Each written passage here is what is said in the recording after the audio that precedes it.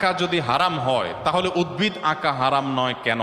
দুইটারই তো প্রাণ আছে। দ্বিতীয় প্রশ্ন, প্রাণী জবে করলে আল্লাহু আকবার বলতে হয়, কিন্তু উদ্ভিদ কাটার ক্ষেত্রে কেন হয় না? দুইটারই তো প্রাণ আছে। জটিল প্রশ্ন, মাশাআল্লাহ। আমি এর আগে এই জাতীয় আরেকটা প্রশ্ন ছিল, ওইটার উত্তরে যে মূল পয়েন্টটা বলেছিলাম সেটা এখানে আবার কপি করছি। আমাদের এই জাতীয় প্রশ্নগুলোর ক্ষেত্রে একটা মৌলিক ভুলের জায়গা হলো যে আমরা আল্লাহ তাআলাকে আমাদের মত বিবেচনা করেই আমরা প্রশ্নগুলো দাঁড় করাই।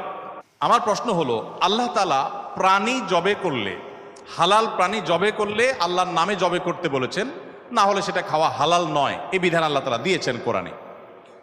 এখন আপনার প্রশ্ন হলো যে আমরা যে শাকসবজি খাই, সেই শাকসবজিরও প্রাণ আছে, তাহলে সেখানে কেন আল্লাহু আকবার বলা লাগে না? এই যে এক জায়গায় লাগছে আর জায়গায় কেন লাগছে না? আল্লাহ রাব্বুল আলামিন ভালো জানেন কেন লাগছে না। এখানে আমরা যদি আল্লাহর নাম না নেই তাহলে সেক্ষেত্রে আমাদের কি ক্ষতি হতে পারে, আরেক জায়গায় আল্লাহর নাম না নিলেও ক্ষতি হবে না, সেটা কেন হবে না? পার্থক্যটা সূক্ষ্ম কোন জায়গা আমরা ধরতে পারছি না। কিন্তু একজন মুসলমান হিসাবে যেহেতু আল্লাহ এক জায়গায় নির্দেশ করেছেন সেখানে আমি মানবো, আর জায়গায় নির্দেশ করেন নাই সেখানে আমাকে এটাকে মানতে হবে না, এটা হলো চূড়ান্ত। এখন প্রশ্ন হলো, আমি